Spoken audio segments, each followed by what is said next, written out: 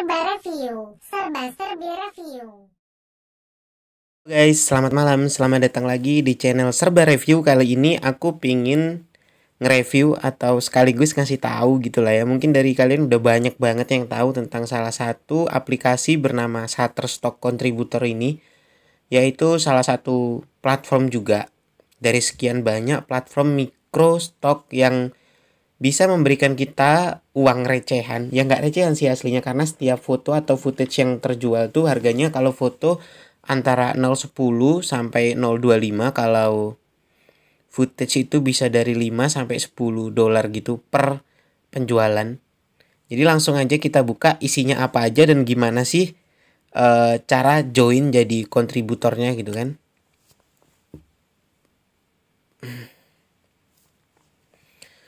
Yang pertama, kalau kalian pengen join ke Shutterstock Contributor ini, ya otomatis kalian harus bikin akun dulu lah.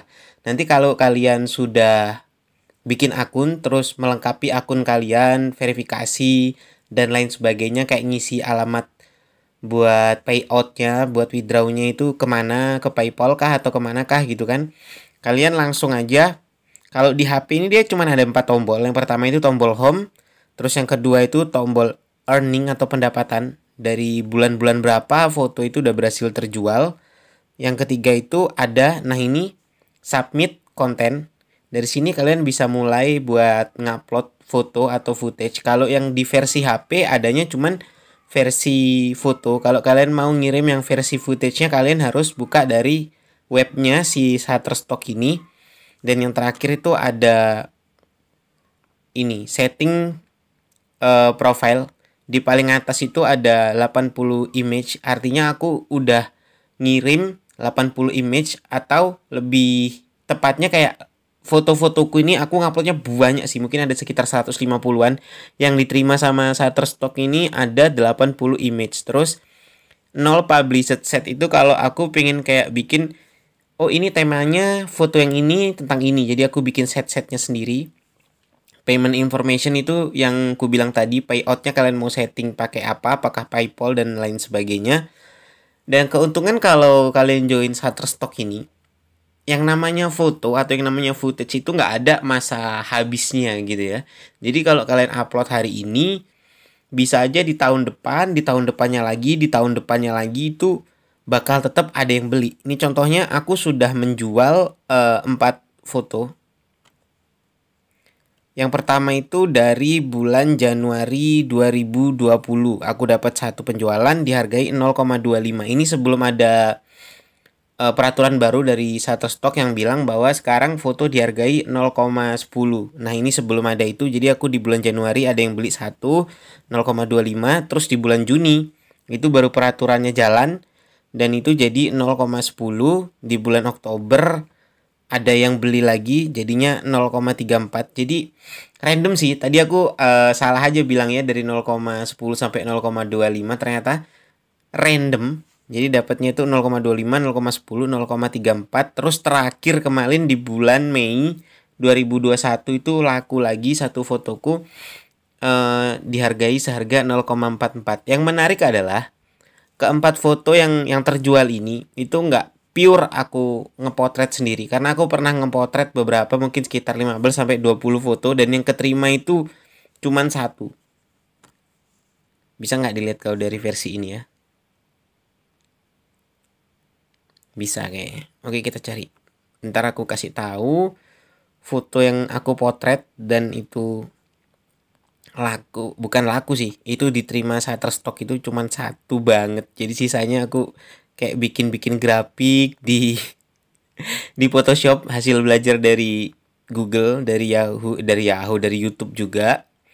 Dan selanjutnya itu ini, ngedit dari Canva. Jadi ya hasilnya templatean banget. Kalau kalian udah sering buka Canva, kalian pasti familiar lah dengan template-template yang semacam ini. Tapi ini juga diterima sama si Shutterstock, karena kalau menurut Shutterstock, konten digital macam editing foto itu asalkan warnanya nggak identik 100% sama dan font yang kita gunakan juga tidak 100% sama, itu diterima sama mereka, karena itu tuh dianggap bukan copy paste, tapi ada proses editing yang artinya kita ATM, amati, tiru, dan modifikasi. Kita bisa ganti warna background, warna teks, dan sebagainya. Di Canva kan udah bisa kayak gitu ya. Jadi kalian coba aja edit di Canva, terus masukkan ke Shutterstock. Siapa tahu foto-foto atau hasil edit kalian itu bisa diterima. Tapi kalau menurutku 90% diterima sih, kecuali ada efek-efek ya. Kalau di Canva itu blurring gitu, nanti di Shutterstock itu dia bakal ngasih alasan bahwa foto kalian ini nggak hadir dan di bagian tertentu ada blurringnya. Ternyata fotoku yang ku potret waktu itu ada 2 yang keterima. Yang pertama ini nih. Di 10 Agustus 2019. Foto es teh. Bener-bener nih aku waktu itu kayak random banget, karena aku sama sekali nggak ngerti tentang teknik fotografi, kayak ISO-nya berapa atau diafragmanya berapa. Jadi aku random banget, ngasal aja.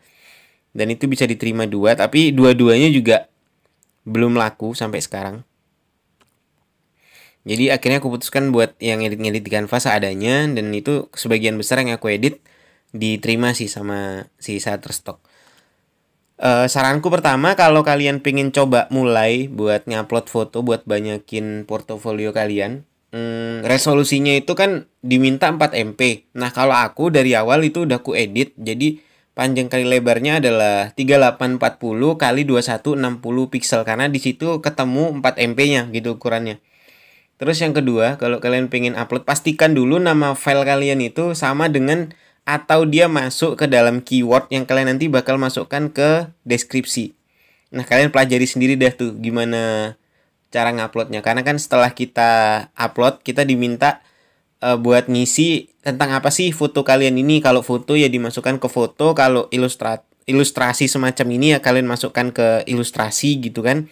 Terus di bawahnya itu kalian bakal diminta buat ngisi deskripsi. Nah, di deskripsi itu usahakan ada keyword atau seluruhnya itu adalah nama dari foto yang akan kalian upload gitu.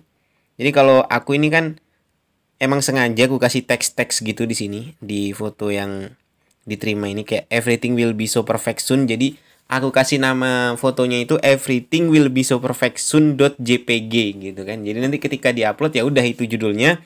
Dan karena si Shutterstock ini minta minimal 5 kata, jadi bisa kalian tambahi for background atau abstrak gitu, atau apa yang lebih dari 1 kata kalau kalian ngasih nama fotonya itu pendek kayak cuman red gitu kan. Jadi bisa kalian olah jadi red background abstrak for wallpaper atau for you gitu bisa juga.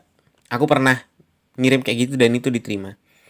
Terus selain diterimain tadi kan aku tadi ngomong yang nggak diterima pasti dikasih alasan. Nah ini kita bisa lihat di tab ketiga itu submit content. Di sini kan ada upload, aku belum upload hari ini sama sekali. Terus ada pending. Pending ini artinya kita udah upload tapi belum direview sama kuratornya si Shutterstock. Dan yang terakhir itu ada reviewed yang udah dilihat sama mereka gitu. Dan untungnya dari semua foto yang kemarin aku upload ada sekitar 9 atau 8 gitu. Semuanya tidak ada yang tidak di-approve, semuanya di-approve. Dan kalau tidak di-approve, alasannya kayak gini nih. Ini kesalahanku kemarin adalah aku ngasihnya di tab foto, bukan illustration. Padahal ini illustration. Jadi aku hapus sebelum aku kasih ke kuratornya, aku hapus, aku ulangi buat jadi illustration. Kenapa aku ulangi? Karena kalau kita duplikat 2 konten yang sama terus kita ganti, itu bakal dua-duanya kena tolak karena itu termasuk duplikat konten yang kita upload. Jadi usahakan kalau kalian salah dan kalian baru inget beberapa saat kemudian, itu kalian hapus aja. Terus kalian upload baru lagi berdasarkan peraturan yang kayak kalau kayak gini masuknya ke illustration, kalau foto biasa masuknya ke foto gitu kan. Kalau di Shutterstock. Terus kelebihannya apa aja nih kalau kita mainan di Shutterstock? Udah jelas yang pertama kelebihannya adalah kita jadi bisa punya passive income buat kedepannya gitu. Karena di sini tuh pasarnya pasar global. Kita nggak tahu dari 7 miliar manusia ini berapa yang tertarik dengan foto atau footage video kita, itu kita nggak tahu. Jadi semakin banyak kita mengupload, itu bakal semakin banyak kesempatan yang kita peroleh supaya kita bisa dapat passive income tanpa ngapa-ngapain gitu. Kita bisa dapat Kalau kalian hobinya fotografi terus hasil foto kalian bagus, upload aja ke sini, upload. Kalau portofolio kalian udah banyak itu kujamin pasti kalian udah nggak usah ngapa-ngapain, udah bisa setidaknya sebulan cukup lah buat kehidupan sehari-hari gitu. Istilahnya kayak kita nanam saham sekarang, hasilnya kita dapat ketika portofolio kita nanti udah banyak gitu. Ya bayangin aja aku kemarin kan dari 71, 72 itu aku udah di-download sebanyak 4. Nah, kalau 70 itu 4, berarti kalau 700 rata-rata di-download sebanyak 40 kan. Nah, kalau 1000 berarti aku bisa dapat sekitar 50 download. Nah, kalau 50 dikali, oke kita ambil rata-ratanya 0,25. 0,25 dikali 50, 2,5 dikali 10 dikali 5 lagi. Jadi pendapatan ya sekitar $15 ya. Itu kalau sehari foto kalian ada di download segitu tadi. Tapi kalau sehari bisa di download lebih dari itu, apalagi kalian punya footage yang harganya pasti di atas $1 gitu kalau footage video itu kan. Di atas $1 itu kayak cuan banget sih. Nanti tiba-tiba loh kok bisa dapat $1.000, kok bisa dapat $10.000 gitu. Jadi Shutterstock Contributor ini menurutku pribadi sangat bagus buat kalian yang hobi fotografi atau hobi editing, dan buat kalian yang pingin ngumpulin portofolio hasil-hasil karya kalian, kalian bisa coba upload ke sini dan itu bakal dihargai di Shutterstock Contributor. Dan kemarin aku sempat nonton salah satu YouTuber yang bahas ini juga, namanya Mas Bima siapa gitu.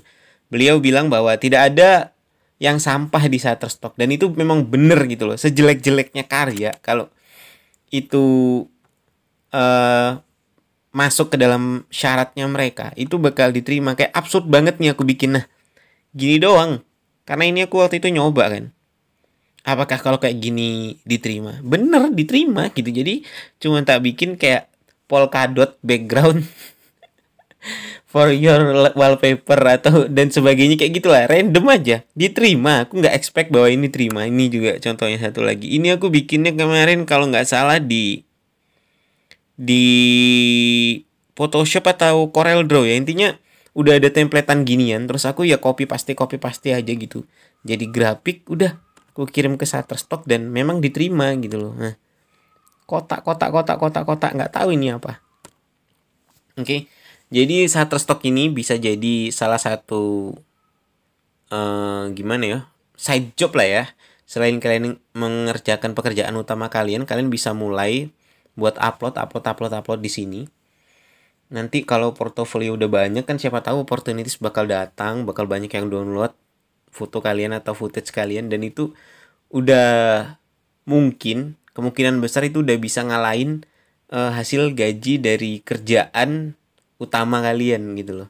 Makanya aku kemarin sempet vakum beberapa bulan. Habis itu aku karena lihat videonya Mas Bima itu jadi semangat lagi, karena kayak wah emang bener sih kalau kita mainan kayak gini tuh nggak bisa kita lihat aku pengen cepet dapet duit, nggak bisa, karena ya semakin banyak portofolio semakin besar kemungkinan. Nah berarti kan kalau kita nggak rajin, kita kayak mikirin cepet dapet duitnya ya susah gitu. Apalagi kalau orang yang basicnya pengennya cepet dapet duit, otomatis motivasinya adalah uang, dan uang itu inginnya didapatkan secara segera gitu loh. Oke.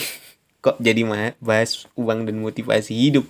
Intinya buat kalian yang pingin dapetin cuan dari kerjaan sampingan, kalian boleh banget cobain microstock yang satu ini, namanya Shutterstock Contributor. Kalian buka aja di Google, namanya submit.shutterstock.com. Kalau mau daftar di situ submit.shutterstock.com. Nanti aku cantumin deh linknya di kolom deskripsi supaya kalian bisa mulai daftar dan mulai ngupload foto, supaya mungkin beberapa bulan kalau kalian rajin sehari bisa diterima sampai 4 atau 5 foto, beberapa bulan udah 100 200 gitu kalian udah bisa mulai menghasilkan, karena ini adalah investasi yang bagus buat kita di masa depan.